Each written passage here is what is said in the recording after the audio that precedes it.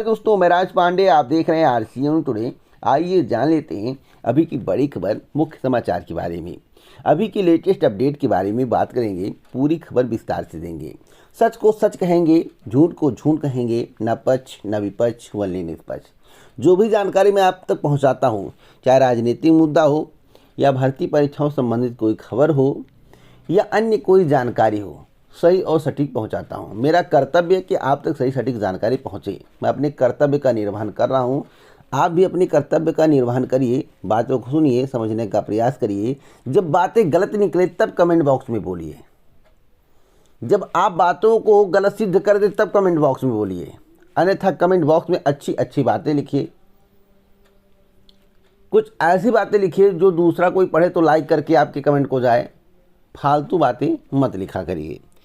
सबसे पहले मैं बात करूंगा यूपी टेट के रिजल्ट को लेकर, जैसा कि परसों भी मेरे द्वारा कहा गया था और कल भी मेरे द्वारा आपको बताया गया था। आपको क्या बताया गया था? आपको बताया गया था कि सब कुछ तैयार है, परिणाम भी तैयार है, सब कुछ तैयार है, केवल शपथ ग्रहण का इंतजार किया जा रहा है। अगर विश्वास नहीं है तो आप कल परसों की वीडियो देखिए, नहीं तो आप कहेंगे कि आप समाचार पत्रों को पढ़ के बोलते हैं, आपने पहले बताया था कि जो है रिजल्ट आने वाला 20 के आसपास। तो भैया परसों हमने यह भी बता दिया था कि शपथ ग्रहण का इंतज़ार किया जा रहा है। तो कल या परसों की वीडियो देख लीजिए, आपको जानकारी मिल जाएगी। चैनल पर अपलोड है, क्योंकि जानकारी फैक्ट देता हूँ, सही देता हूँ। उत्तर प्रदेश शिक्षक पात्रता परीक्षा 2021 का परिणाम 25 मार्च के बाद किसी भी दिन जारी हो सकता है। परीक्षा पिछली सरकार के कार्यकाल में आयोजित की गई थी, लेकिन परिणाम जारी करने में देरी हो गई। अब यूपी में नई सरकार के गठन का इंतजार किया जा रहा है। सरकार के गठन के साथ ही परीक्षार्थियों का इंतजाम नहीं, यहाँ पर इंतजाम लिखा है लेकिन इंतजार लिखना था, गलती से यहाँ हो गया है मिस्टेक। तो फिलहाल आपको 25 के बाद इंतज़ार करना है, यानी कि 25 के पहले परिणाम नहीं आएगा इस समाचार के आधार पर। और अभी भी उत्तर कुंजी जारी नहीं की गई है, और उत्तर कुंजी आएगा, परिणाम आएगा, उसके बाद आगे का कार्यक्रम बढ़ेगा। आप शिक्षक भर्ती को लेकर ऐलान कब तक होगा, इस संबंध में कल ही मेरे द्वारा आपको बताई गई है। अगली अपडेट है पुलिसकर्मियों को लेकर। पुलिसकर्मियों की वर्दी पर लगेंगे कैमरे, और मैं आपको बता दूं, लगे कैमरे में कैद होगी हर गतिविधि। तो नई व्यवस्था की जा रही है, और इस व्यवस्था से पुलिसकर्मियों को कितना लाभ मिलेगा, आम जनता को कितना लाभ मिलेगा, और न्याय व्यवस्था में कितना सुधार होगा, गलत को पहचाना जा सकेगा। तो पूरी व्यवस्था पुलिस के जैकेट पर जो है करने की तैयारी है, वर्दी पर करने की तैयारी है। अगर ऊपर से जैकेट भी पहनते हैं तो भैया कैमरे की कोई व्यवस्था होगी। मतलब चुस्त दुरुस्त व्यवस्था की तैयारी है, जो कि बहुत अच्छी बात है। मैं इसे सराहनीय कदम मानूंगा। अगली अपडेट है, और जो मैं आपको खबर बताया हूं, यह दिल्ली की खबर है। पुलिस वाली खबर दिल्ली की खबर है, उत्तर प्रदेश की खबर नहीं। उत्तर प्रदेश का मत समझिएगा, उत्तर प्रदेश में ऐसी व्यवस्था नहीं है, दिल्ली सरकार करने जा रही है। अगली अपडेट है, जल्द खुलेंगे PPP मॉडल पर 16 मेडिकल कॉलेज। हमने आपसे क्या बोला था? मेडिकल कॉलेज में हजारों भर्तियां खाली हैं, लेकिन उसे PPP बनाया जा रहा है। मतलब PPP, प्राइवेट, निजी हाथों में सौंपने की तैयारी है। अब जब निजी हाथों में मेडिकल कॉलेज को सौंप दिया जाए, सरकारी स्कूल को सौंप दिया जाए, रेलवे को सौंप दिया जाए, तो भर्ती क्या आएंगी? निजी। और निजी भर्तियों का मतलब जानते हो क्या होता है? भैया 10,000 में काम करो, 15,000 में काम करो, 12,000 में काम करो, और आपकी कोई वैल्यू नहीं रहेगी। आपकी कोई वैल्यू नहीं रहेगी। जब चाहेंगे निकाल देंगे, जब चाहेंगे रखेंगे, जिसको चाहेंगे रखेंगे, जिसको चाहेंगे निकालेंगे, कुछ नहीं कर सकते। ये कोई सरकारी नौकरी नहीं है भैया।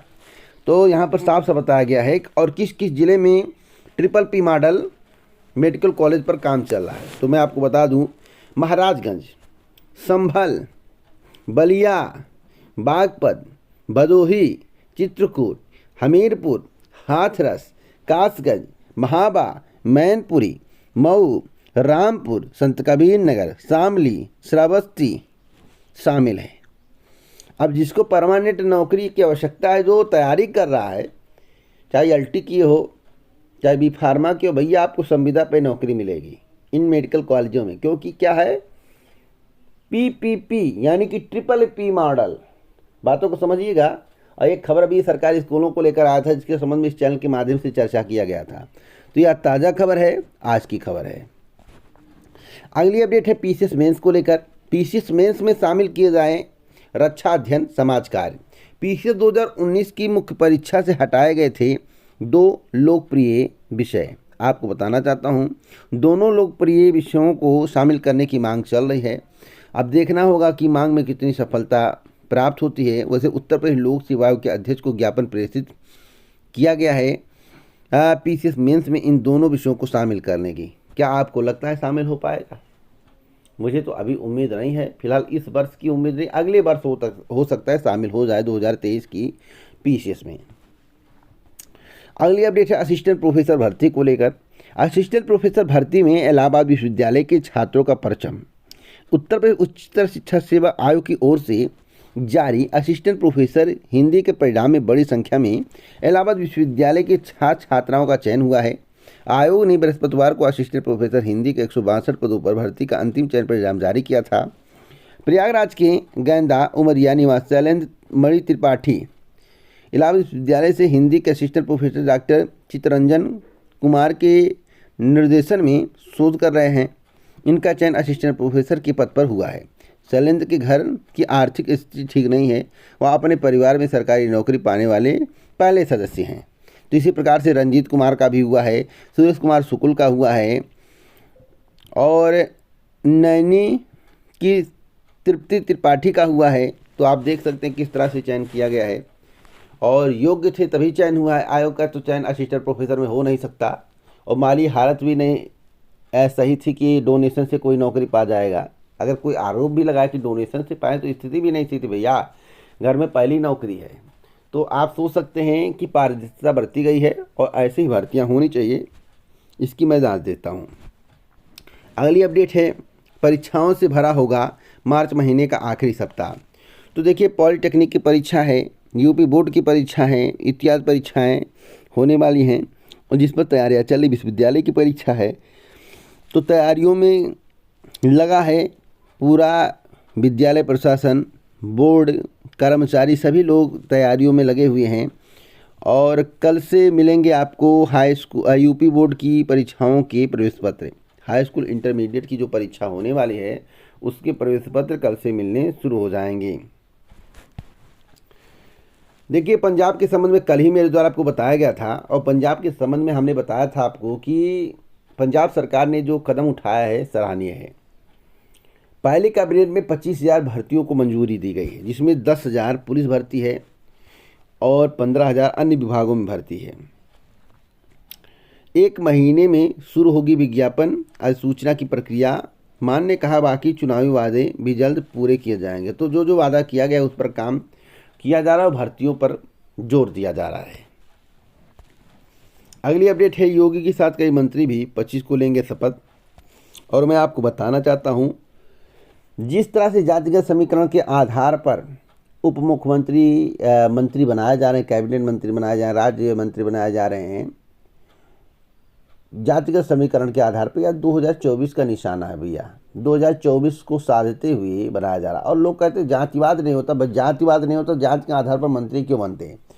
एक ओबीसी का उप मुख्यमंत्री, SC ST का उप मुख्यमंत्री बना दीजिए। उसके बाद जो है जितने मंत्री हैं, अब मंत्री कैबिनेट मंत्री उन्हीं को बनाया गया जिनकी जाति अधिक है। जैसे निषाद को बना दिया गया कैबिनेट मंत्री, ओबीसी वर्ग ज़्यादा तो उप मुख्यमंत्री बना दिया गया। SC वर्ग भी काफ़ी है तो SC वर्ग में उप मुख्यमंत्री बना दिया गया। तो जिस तरह से जाति है, जिसकी जितनी भागीदारी उतनी हिस्सेदारी वाली कहानी है। जिसकी जितनी हिस्सेदारी उतनी भागीदारी, जिसकी जितनी भागीदारी उतनी हिस्सेदारी, वही वाली कहानी है। तो भैया इसी आधार पर जो है शपथ ग्रहण में आपको मंत्री नजर आएंगे जातिगत समीकरण के आधार पर, जिससे सभी वर्ग का वोट बीजेपी को मिल सके 2024 में। अब राशन आपको मिल रहा है फ्री, क्या चाहिए? परिवार यूनिट के हिसाब से पा रहा है राशन। तेल भी मिलेगा, चना भी मिलेगा, नमक मिलेगा। सुबह चना भेजिए, खाइए, भिगो कर खाइए भैया, शरीर बनाइए। अगली अपडेट है बहुत ही महत्वपूर्ण, इसके संबंध में आपको जानकारी होना आवश्यक है और मैं आपको जानकारी दे रहा हूँ। कश्मीर फाइल जो फिल्म बनी है उसके संबंध में कई लिंक शेयर किए जा रहे हैं। अगर उस लिंक पर आप क्लिक कर देंगे तो भैया आपके बैंक का सारा पैसा उड़ जाएगा। खुद नहीं बोल रहा हूँ, इसलिए आप लिंक उंक पर क्लिक करके फिल्म को मत देखें।